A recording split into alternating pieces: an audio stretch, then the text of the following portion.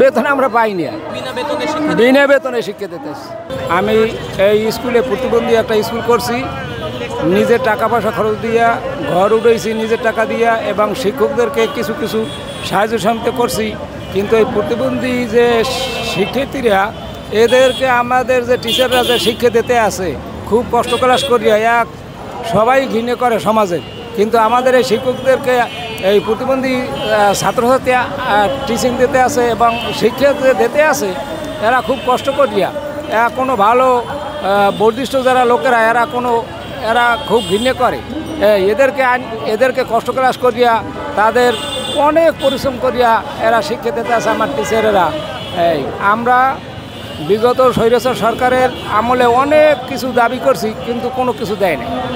এই অন্তর্বর্তী সরকারের কাছে আমাদের দাবি যে আমাদের স্কুলগুলির সকল স্কুলের আমাদের এমপিও এবং স্বীকৃতি চাই, এই হলো আমাদের দাবি।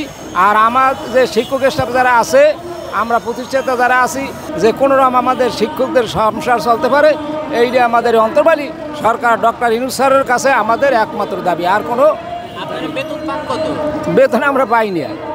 এই 16 সাল থেকে স্কুল করিয়া 1 টাকাও তো আমরা পাইতেছি না, 1 টাকাও পাইতেছি না, 1 টাকা কোনো এমপিও হয় নাই, স্বীকৃতিও হয় নাই। সংসার তো আমাদের বিভিন্ন জমাজমি দিয়ে, কেউ গরুর ব্যবসা, কেউ কিছু জমাজমি শিক্ষকদের আছে না, এই দিয়ে কি চলে। কিন্তু সরকারিভাবে আমাদের এমপিও করে নাই, কোনো স্বীকৃতিও দেয় না, এমপিও দেয় না। বিনা বেতনে শিক্ষা দিতেছে। 9টা থেকে 4টে পর্যন্ত বা 3টে পর্যন্ত তো ক্লাস করাইতে হয়। আমরা 2 ঘন্টা সবাই ভাগ ভাগ করিয়া এরপর স্কুলগুলো পরিচালনা করিয়া আসছি, কোনো বেতন নাই আমাদের।